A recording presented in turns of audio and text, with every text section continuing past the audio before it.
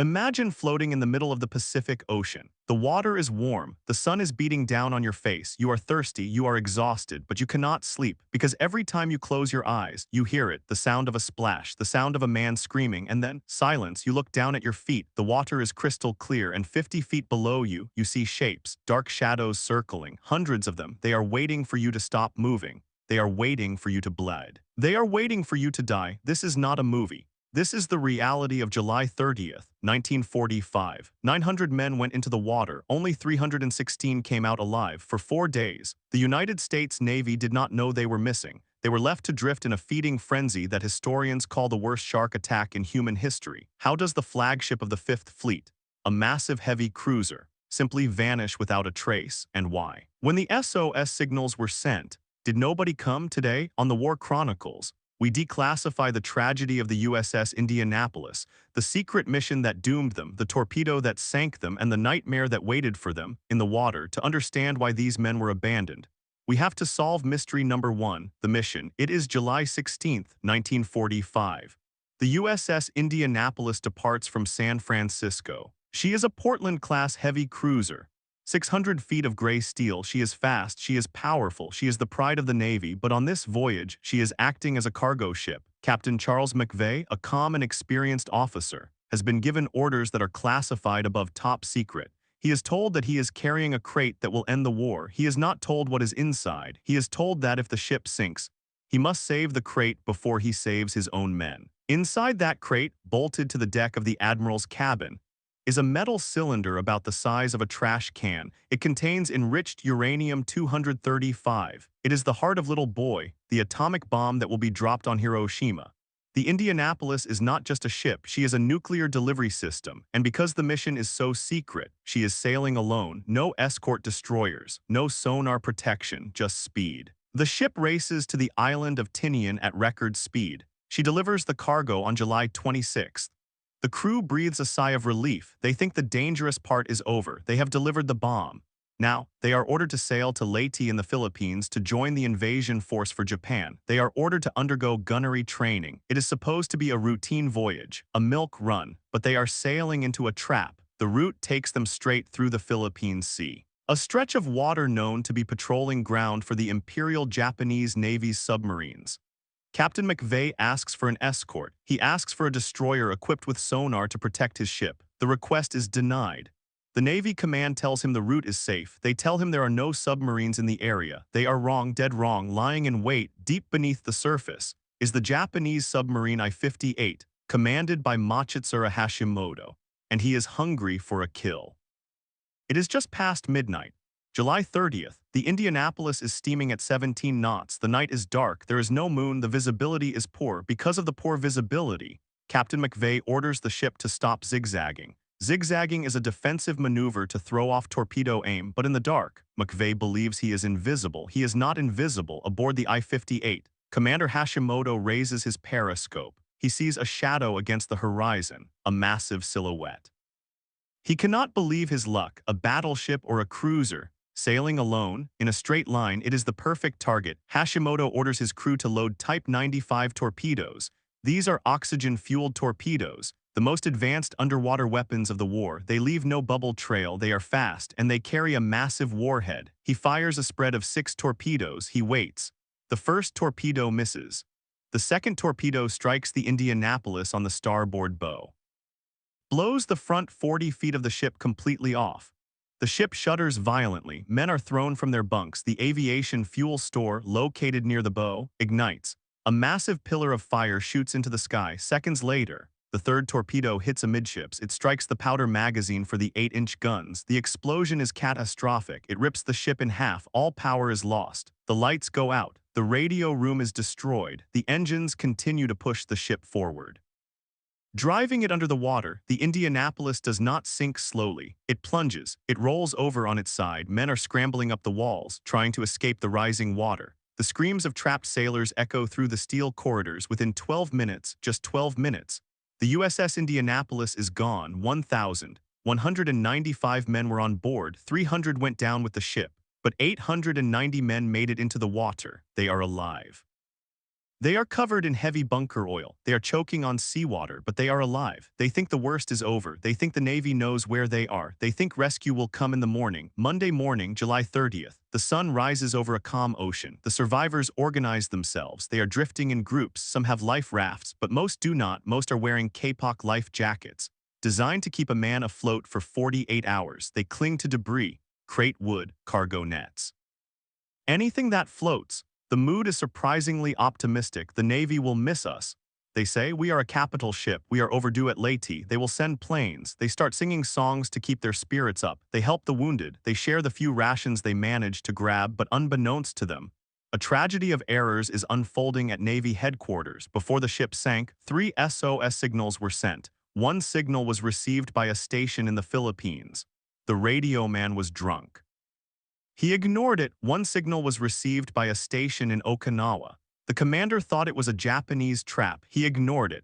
One signal was received by a station in Leyte. The officer didn't want to be disturbed. He ignored it, and when the Indianapolis failed to arrive at Leyte on Tuesday, nobody marked the ship as overdue due to a flaw in the naval reporting system. Combat ships were not tracked like merchant ships if a warship didn't show up. It was assumed they were diverted to a secret mission.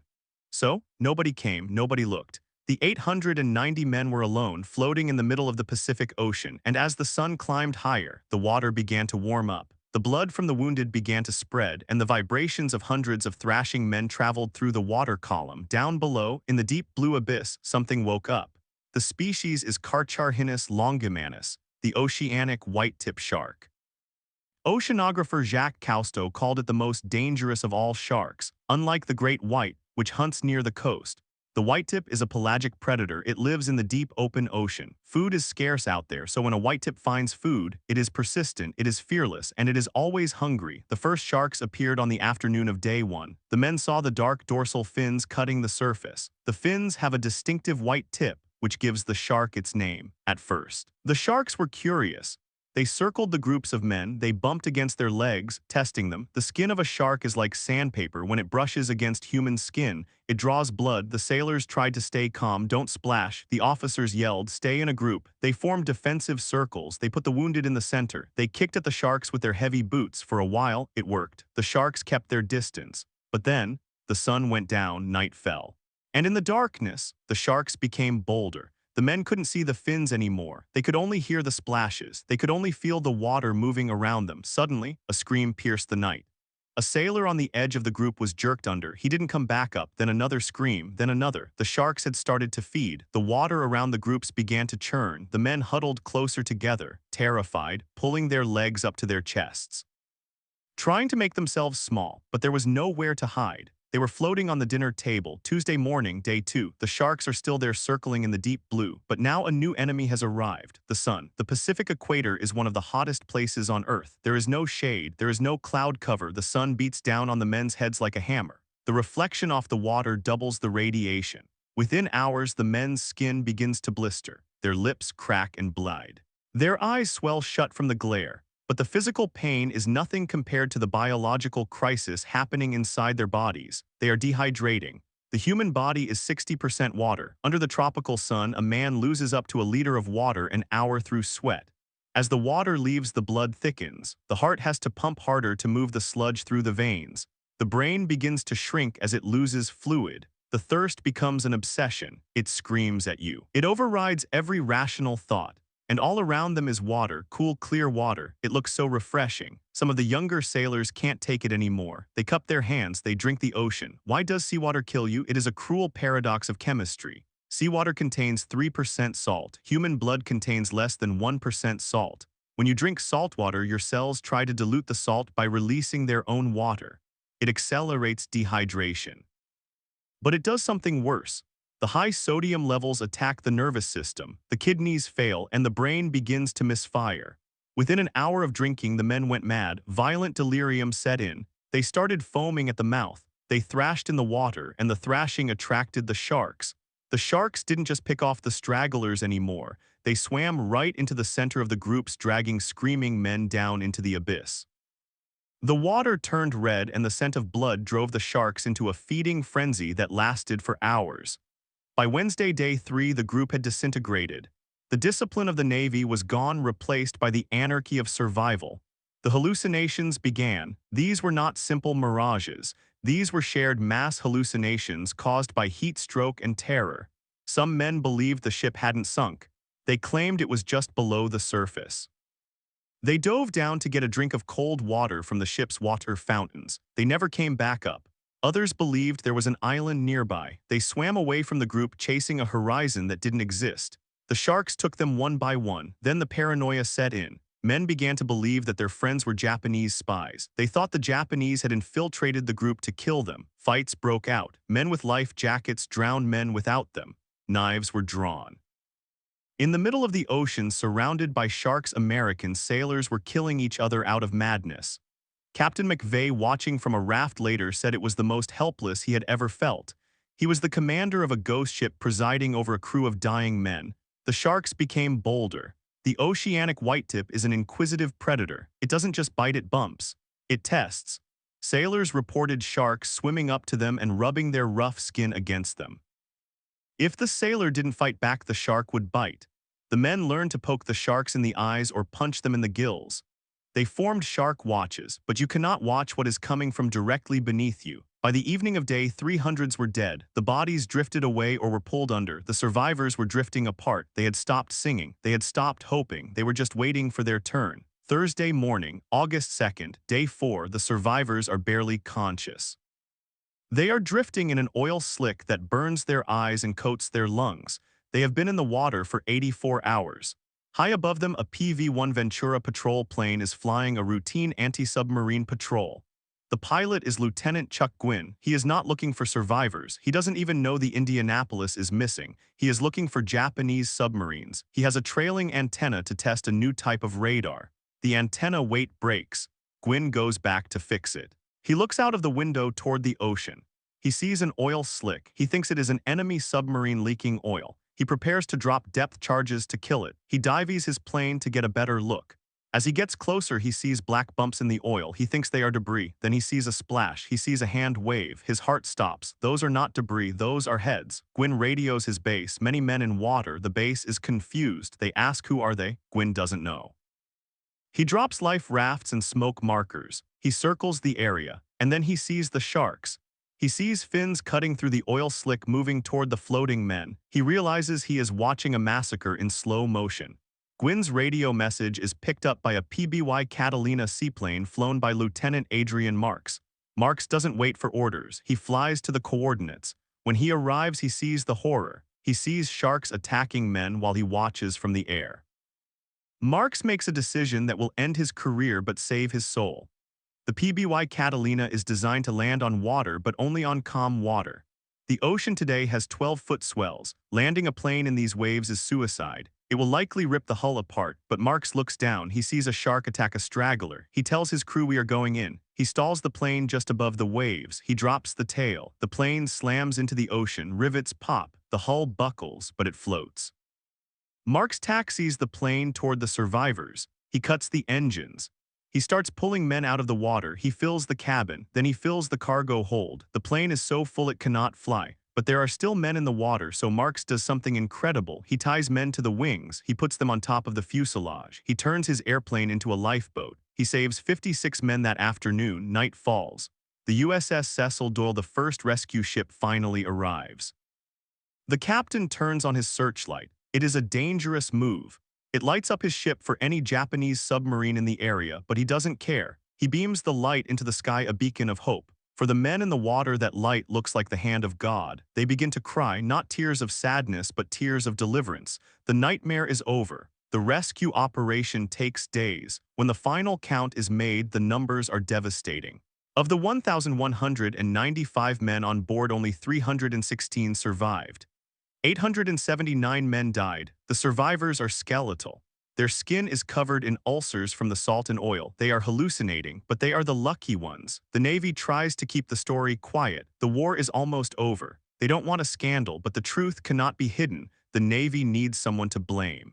They cannot blame the incompetence of the commanders who failed to report the ship missing. They cannot blame the faulty radio systems, so they blame the captain. Charles McVay is court-martialed. He is charged with failure to zigzag. It is a show trial. The Navy even brings in Machitsura Hashimoto, the Japanese submarine commander, to testify against McVay. This is unprecedented. An enemy officer testifying against an American captain. Hashimoto tells the court the truth: it would not have mattered if he zigzagged. I would have hit him anyway, but the verdict is guilty. McVay is stripped of his seniority, his career is ruined. He receives hate mail for decades from the families of the dead men. In 1968, unable to bear the guilt any longer, Charles McVay walks into his garden and shoots himself. He is the last casualty of the USS Indianapolis. For 50 years, Captain McVay carried the blame. The Navy said he was careless. The families of the dead said he was a murderer.